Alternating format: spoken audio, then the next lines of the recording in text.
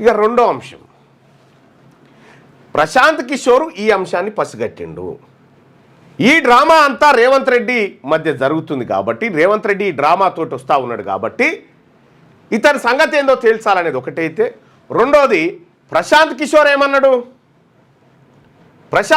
ఏమన్నాడు అంటే బీహారీ ప్రజలను నువ్వు ధమ్కీ ఇస్తా ఉన్నావు, బీహారీ ప్రజలకు ధమ్కీ ఇస్తా ఉన్నావు కాబట్టి నీ సంగతి చూస్తా అన్నాడు.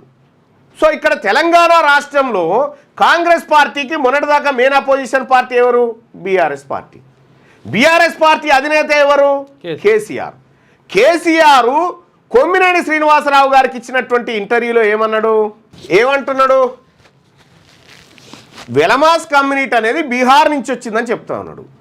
ఇక్కడ రేవంత్ రెడ్డి కేసీఆర్ని అంటా ఉంటే మా బీహార్ వాళ్ళని అంటావా, మా బీహార్ వాళ్ళకు నువ్వు ధమ్కీ ఇస్తావా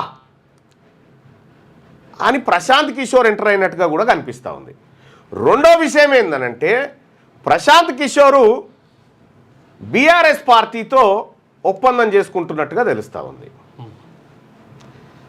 గతంలో కేటీ రామారావు 2018లో గెలిచిన తర్వాత కేటీ రామారావు ఏమనుకున్నట్టు, ఇక్కడ పిచ్చోళ్ళరా ఈ ప్రశాంత్ కిషోర్ గీలతోటి ఏమవుతుంది, నేను ఉన్నా కదా ఐటీ మినిస్టర్, నేను నాది పెద్దగా ఉంటుంది నా ఆలోచన అని చెప్పి ఆయన ముందుకు పోయి బొక్కబోర్ల పడ్డది పోయింది.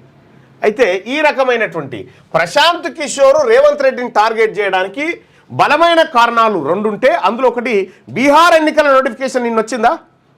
బీహార్ ఎన్నికల నోటిఫికేషన్ వచ్చింది కదా, ఇది చూపెట్టి బీహార్ ఎన్నికలు 42% ఇస్తున్నాం చూడు అని చెప్పి బీహార్ ఎన్నికల్లో మీ ఓబీసీలకు ఏదైతే రిజర్వేషన్ పెంచుతామన్నదో సేమ్ తెలంగాణ తరహాలో తెలంగాణలో పెరిగిందా? పెరగలే. ఇక్కడ వాళ్ళనో వీళ్ళనో మేనేజ్ చేసి కేసు వాయిదాలు వేసుకుంటూ పోయి ఇక్కడ ఎన్నికలను గట్టెక్కొచ్చు. ఇక్కడ ఎన్నికలు గట్టెక్కిన తర్వాత సరే 1-2 ఏళ్ళ తర్వాత మళ్ళీ బీసీలు పిచ్చోళ్ళు అయిపోతారు, అది వేరే అంశం.